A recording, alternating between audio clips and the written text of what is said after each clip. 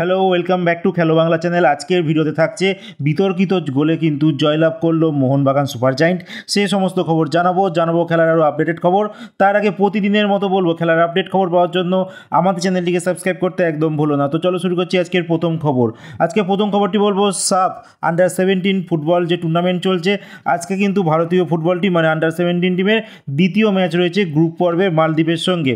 আর এই ম্যাচটি দেখানো হবে স্পোর্টস ওয়াক ইউটিউব চ্যানেল, সেখানে কিন্তু বিকেলবেলা থেকে লাইভ দেখানো হবে। বলে রাখি, এর আগের ম্যাচ ভারতীয় ফুটবল টিম তারা কিন্তু বাংলাদেশের আন্ডার-17 টিমকে 1-0 গোলে কিন্তু হারিয়েছে। আর এই ম্যাচটি ড্র করলেও আমাদের টিম কিন্তু সেমিফাইনালে উঠে যাবে। এরপর বলবো আন্ডার-20 এএফসি যে এশিয়ান কাপ কোয়ালিফায়ার রয়েছে ফুটবলের, সেখানে কিন্তু আগামীকাল ভারতীয় ফুটবল টিম তারা মঙ্গোলিয়ার আন্ডার-20 টিমের সঙ্গে কিন্তু ম্যাচ খেলতে চলেছে। আর এই গ্রুপে মঙ্গোলিয়া ছাড়াও কিন্তু আছে ইরান আছে আর আছে লাউস। তো 25 তারিখ থেকে এই ইন্ডিয়ার কিন্তু প্রথম ম্যাচ, আর সেটাই কিন্তু মঙ্গোলিয়ার সঙ্গে শুরু হচ্ছে। তো মোটামুটি যদি বলা যায় একটা সোজা গ্রুপ আছে। ইরানকে যদি আমরা খুব একটা বেগ যদি নাও দিতে পারি, তাহলেও কিন্তু গ্রুপ রানার আপ হয়ে কিন্তু আমরা নেক্সট রাউন্ডে আমরা যেতে পারি। এরপরের যে খবরটি বলবো সেটা হচ্ছে মোহনবাগান টিমকে নিয়ে। গতকালকে মোহনবাগান সুপার জায়েন্ট ঘরের মাঠে মুখোমুখি হয়েছিল নর্থ ইস্ট ইউনাইটেড এফসির সঙ্গে। আর এই ম্যাচ একটা বিতর্কিত গোলে কিন্তু জয়লাভ করে মোহনবাগান টিম।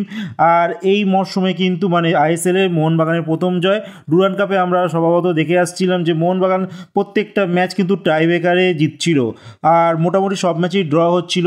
আর আইএসএলের প্রথম ম্যাচ মুম্বাই সিটি এফসির সঙ্গেও কিন্তু মোহনবাগান টিম ড্র করে। আর এই ম্যাচটিও প্রায় ড্র দিকে যাচ্ছিল, কিন্তু আলটিমেট একটা বিতর্কিত গোল হয়, যার জন্য কিন্তু এই নর্থ ইস্ট ইউনাইটেড যার কোচ রয়েছে পেদ্রো বেনালি, তিনি কিন্তু জানান আমরা কিন্তু মাঠে 11 বনাম 11 প্লাস রেফারির সঙ্গে কিন্তু আমরা হেরে গেলাম। তো এরকম একটা কিন্তু কথা তিনি ম্যাচ শেষে জানিয়েছেন।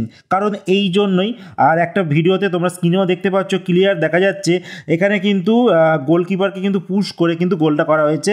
তারপরও কিন্তু রেফারি এটা গোল দিয়েছে। আর এই বিতর্কিত সিদ্ধান্ত এটা প্রথম নয়, আসলে এরকম সিদ্ধান্ত অনেকবারই হয়েছে। আজকে হয়তো মোহনবাগান টিম জয়লাভ করেছে, কিন্তু কোনো দিন এমনও আসতে পারে যে মোহনবাগানের উল্টো দিকেও কিন্তু এই সিদ্ধান্ত যেতে পারে। কারণ রেফারির কিন্তু সিদ্ধান্ত বুমরার বলের মতো কিন্তু সুইং করে, আজকে এই দিকে আছে কালকে কিন্তু অন্যদিকেও যেতে পারে।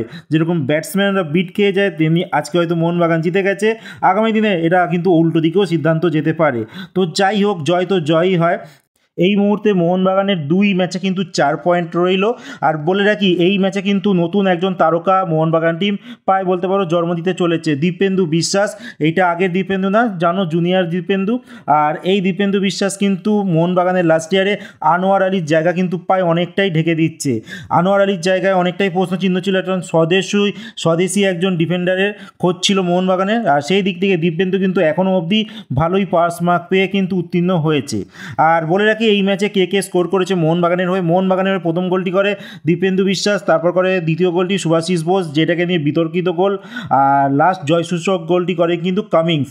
আর নর্থ ইস্ট ইউনাইটেডের 2টো গোলই কিন্তু বিদেশি খেলোয়াড় করে, একটা হচ্ছে বেমামার আর একটা হচ্ছে আলাউদ্দিন আজারে। তো মোটামুটি 5খানা গোলের নাম তোমাদের জানিয়ে দিলাম। এরপর বলবো এএফসি যে চ্যাম্পিয়ন্স লিগ 2তে মোহনবাগানের ম্যাচ কিন্তু আছে ইরানের ক্লাব 2 তারিখে আছে খেলাটি টাকটার এসসির সঙ্গে। আর এই ম্যাচের জন্য কিন্তু মোহনবাগান টিম বিদেশি খেলোয়াড়দেরকে কিন্তু নিয়ে যেতে সম্ভবত পারছে না, কারণ ভিসা নিয়ে একটা প্রবলেম চলছে। কারণ এই জন্যই জানো, ইরানের সঙ্গে কিন্তু অস্ট্রেলিয়া বা আমেরিকা এদের একটা কিন্তু বিতর্কিত একটা জায়গা রয়েছে, যার জন্য এই সব দেশের খেলোয়াড়দের কিন্তু তারা এই ভিসা দিতে চায় না। যার জন্য মোহনবাগান ম্যানেজমেন্ট থেকে এএফসির কাছে কিন্তু অ্যাপিল করা হয়েছে এই ম্যাচটি কোনো নিউট্রাল ভেন্যুতে যেন খেলানো হোক। কিন্তু এই বিষয়ে এখনও অবধি এএফসি কিছু সম্মতি জানায়নি। দেখার বিষয় এএফসি কি জানায়, যে এই ম্যাচটি আদৌ ইরানে হবে নাকি এই ম্যাচটি কোনো নিউট্রাল ভেন্যুতে হবে। কিন্তু এই ম্যাচ যদি বিদেশি ছাড়া ইরানের মাটিতে খেলতে যায় মোহনবাগান, তাহলে কিন্তু অনেক কিন্তু কঠিন চ্যালেঞ্জ মোহনবাগানের জন্য অপেক্ষা করছে।